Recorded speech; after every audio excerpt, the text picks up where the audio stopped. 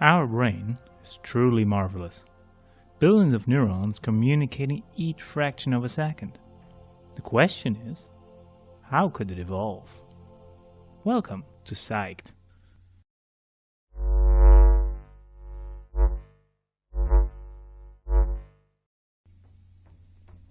When wondering how the brain evolved, a crucial first question is, why do we have a brain at all? This question is not trivial. A multitude of organisms, very successful organisms, do not have a nervous system, let alone a brain. Plants, grasses, and trees dominate the landscape without ever sending a single action potential.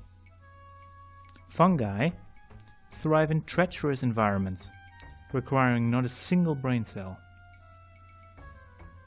And arguably the most successful of all, bacteria, they dominate the world and even live inside us. They require no nervous system. So why then did we evolve a brain?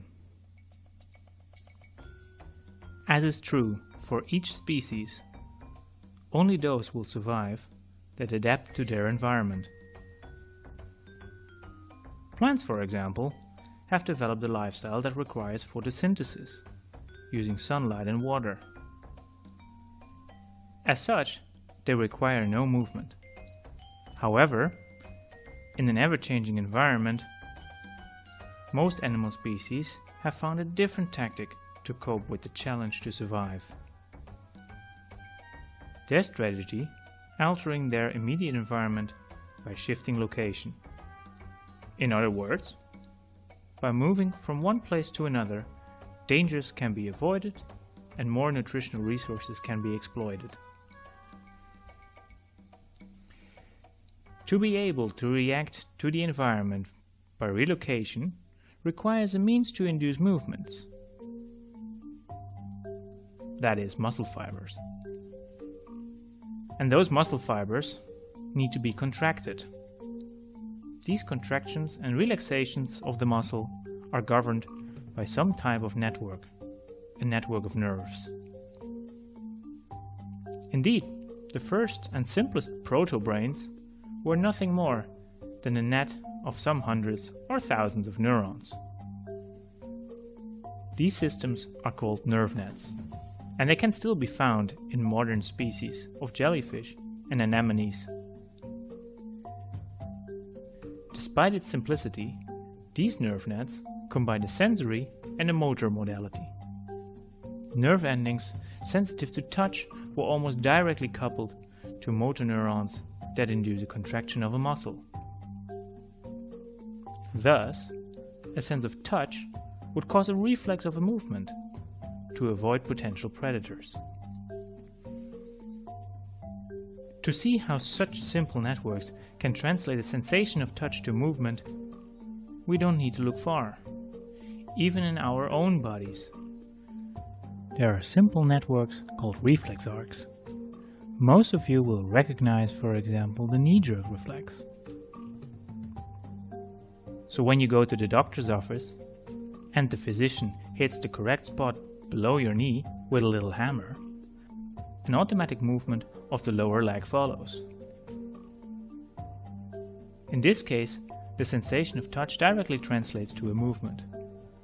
The signal travels from the skin to the spinal cord, and via a small number of intermediate neurons, a direct signal is sent to the muscle.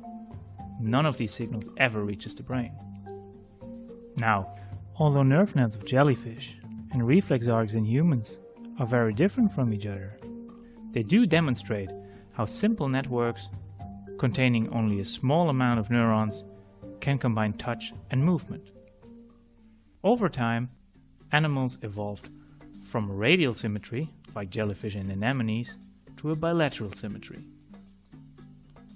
Bilateral symmetry refers to all animals that look symmetrical from left to right. Most of the bilateral animals do also have a top end, which we would refer to as a head. Together, with the evolution of bilateral symmetry, neurons started to group together in a bundle, often in the head. These neuron bundles are called ganglia and are basically the same thing as a brain. However, we typically only use the word brain for vertebrate animals.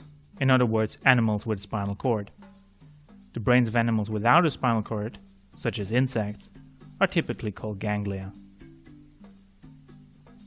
Despite the centralization of neurons into a single bundle, their function stayed the same: reaction to touch and producing movement. This becomes clear when looking at modern species of sea squirts. In their juvenile state, they much resemble tadpoles and move around freely. Yet, when reaching the adult stage, they settle into one place by biting themselves into a rock. This provokes a metamorphosis to the final adult stage. During this transformation, the sea squirt consumes most of its ganglion. In other words, it eats its own brain. Why? Well, since in its adult stage it does not require to move anymore, it does not need its brain. This example in modern species, which are basically living fossils, show that a simple brain is primarily used for movement. However, over time, one thing did change. Whereas touch and movement are coupled in a reflex loop in jellyfish, species that evolved later developed autonomous movement. This means that the organism is able to move without the presence of touch. So what's the advantage of that? Well, if you can move freely, this allows you to hunt for prey. In the next episode, we will take a deeper look into the brains of the first hunters. We hope you enjoyed the first episode, and we hope to see you the next time. Bye bye.